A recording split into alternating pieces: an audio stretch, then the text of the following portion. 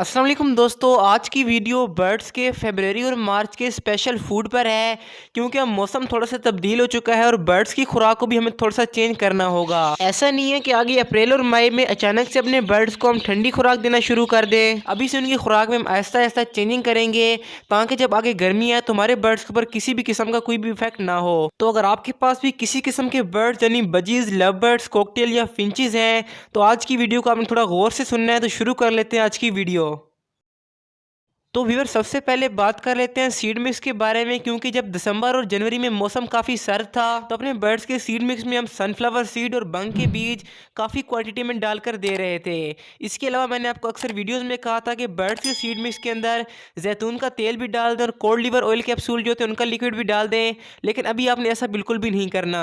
आपने seed mix के अंदर जैतून का तेल भी इस्तेमाल नहीं करना और ना ही मछली के तेल वाले कैप्सूल का लिक्विड इसके अंदर डालना है। और जहाँ तक बात है सनफ्लावर सीड की और बंग के बीज की, इनकी क्वांटिटी को आपने मुकम्मल ख़त्म नहीं करना, लेकिन आपने पहले से थोड़ा कम कर लेना है। यानी कि पहले जितनी क्वांटिटी में आप सनफ्लावर सीड दे रहे थे आप उसकी क्वांटिटी को हाफ कर लें, तो वो आपके बर्ड्स के लिए इस मौसम के लिए काफ़ी बेस्ट है। इसके अलावा सीड मिक्स में आपने और कोई भी चेंजिंग नहीं करनी। बाकी जो सॉफ्ट फूड के देने का तरीका है वो थोड़ा सा ज़्यादा चेंज है, तो आपने सॉफ्ट फूड वाले पार्ट को थोड़ा गौर से सुनना है। अभी यहाँ पर सॉफ्ट फूड के बारे में हम बात कर लेते हैं। तो सबसे पहले हम बात करते हैं मंडे की।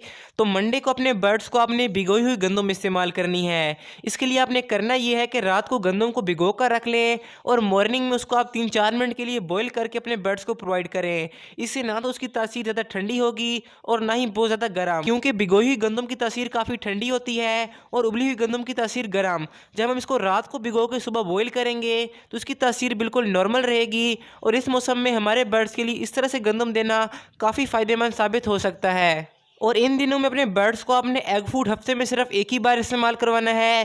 क्योंकि सर्दियों में मैंने आपको अक्सर कहा था कि हफ्ते में आप 2 या 3 मरतबा भी दे सकते हैं, लेकिन इन दिनों में अपने बर्ड्स को हफ्ते में एक ही बार एग फूड इस्तेमाल करवाएं।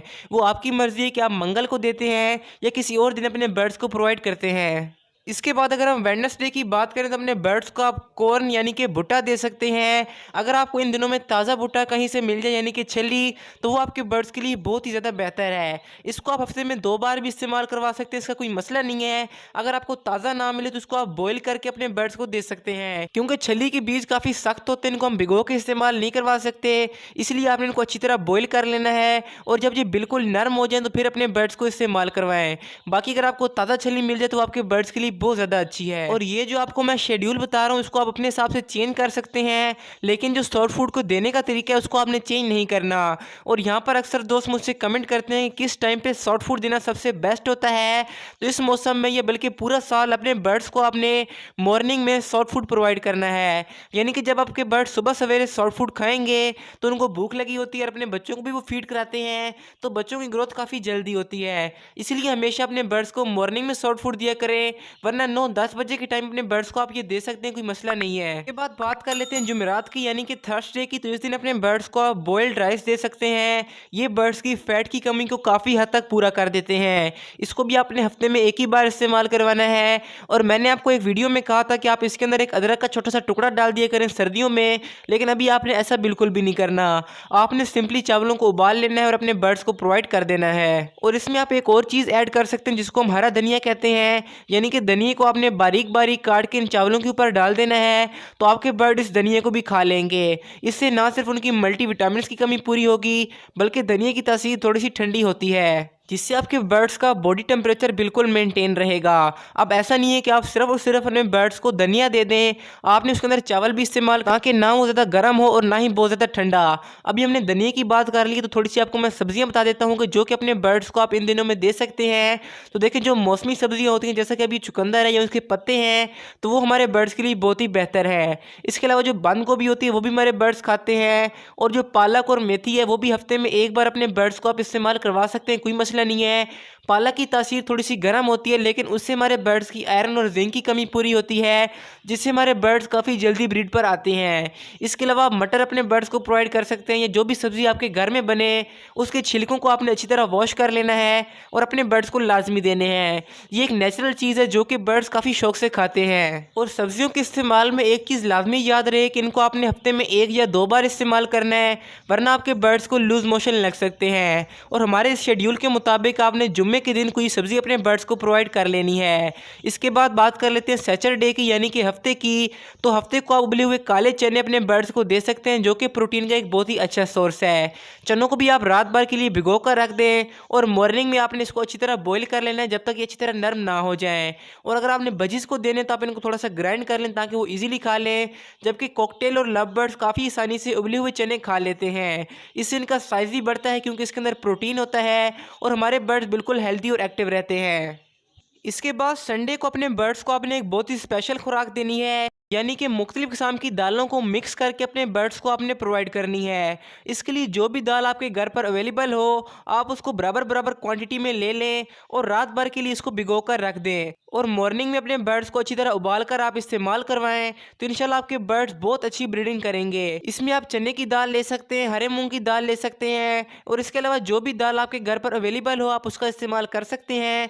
तो आपके बर्ड्स इनको काफ़ी शौक से खाएंगे और उनकी हर किस्म की प्रोटीन की और कैल्शियम की कमी पूरी हो जाएगी। इसके अलावा भी काफ़ी सारे सॉफ्ट फूड हैं, जैसा कि भिगोई हुई रोटी, यानी कि जो रोटी के टुकड़े हमारे घर में बच जाते हैं उनको आपने पानी में भिगो कर रख देना है और जब वो अच्छी तरह नरम हो जाए तो अपने बर्ड्स को आप दे सकते हैं। इंशाल्लाह आपके बर्ड्स काफ़ी शौक से खाएंगे और उनको काफ़ी फ़ायदा होगा क्योंकि रोटी के अंदर काफ़ी तवानाई होती है जो कि हमारे बर्ड्स के लिए बहुत ही इंपॉर्टेंट है। तो हफ्ते में एक बार अपने बर्ड्स को आप भिगोई हुई रोटी का इस्तेमाल करवाएं तो आपके बर्ड्स का साइज़ काफ़ी अच्छा हो जाएगा।